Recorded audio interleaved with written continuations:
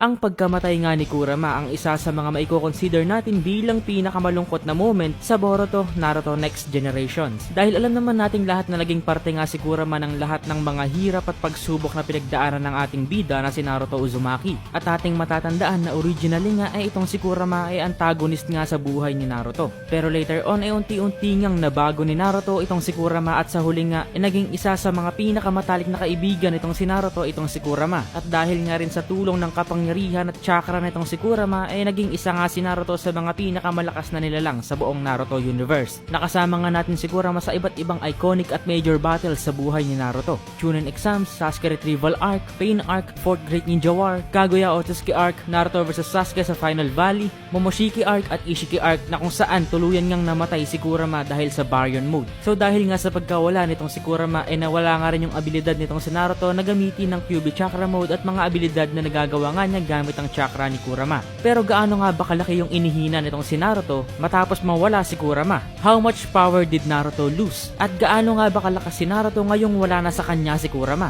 Well, siguradong matutuwa ka nga sa mga sasabihin ko at alam kong hindi mo to in-expect. Pakipindot nga muna ng like and subscribe para naman updated ka sa mga Naruto and Boruto update. So atin na ngang simulan. So noong nasa loob pa nga nitong si Naruto itong si Kurama, yung lakas nga ni Naruto overall ay katumbas nga ng lakas ng mga Otsutsuki na katulad ni Kinshiki. At noong ginamit nga niya ang pinakamalakas na form na Baryon Mode, na-achieve nga niya ang feat na talunin si Ishiki Otsutsuki na isang high-ranking Otsutsuki na naglakbay nga ng libu-libong taon sa buong universe at nagawa na ngang makakain ng madaming chakra fruit mula sa iba't ibang 10 tails at divine trees. Pero ngayon nga nawala na dito kay Naruto itong si Kurama. Nabanggit nga ni Amado na hindi niya nakayang o hindi na kaya nitong si Naruto na makipagsabayan sa mga kalaban na katulad nitong si Code, na at the time nga may lakas pa lamang na slightly below Jigen dahil nga noon may limiter pa itong si Code at hindi pa siya awakened. At dahil nga sa pagkawala ni Kurama at sa nabanggit ni Amado na hindi niya na kayang makipagsabayan sa mga kasalukuyang Boruto villains, marami nga sa ating mga fans ang parang nakalimutan na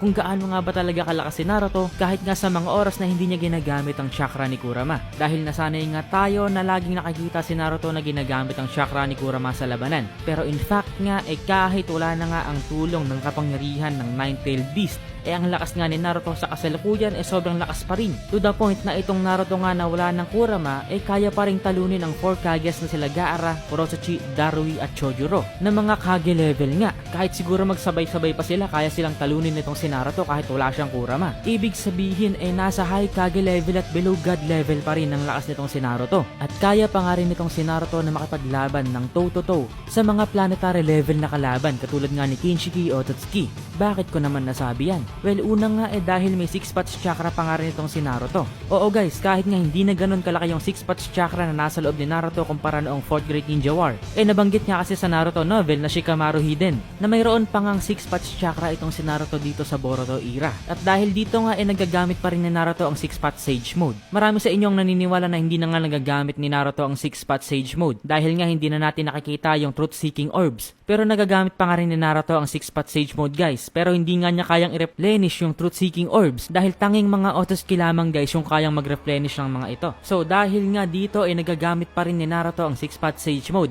na matapos ngang mawala si Kurama pinakita naman sa atin dito ni Naruto. Ito nga guys yung pinakabago niyang Sage Mode at pinakamalakas na uri ng Sage Mode ni Naruto, ang Wisdom of Sage Mode. Ito nga yung uri ng Sage Mode na kayang i-maintain ni Naruto sa mahabang panahon o oras. Ipinakita nga ito sa chapter 64 ng Boruto manga. At ating ngang tandaan guys na si Naruto nga isang Uzumaki at meron nga siyang abnormally large amount of chakra reserve.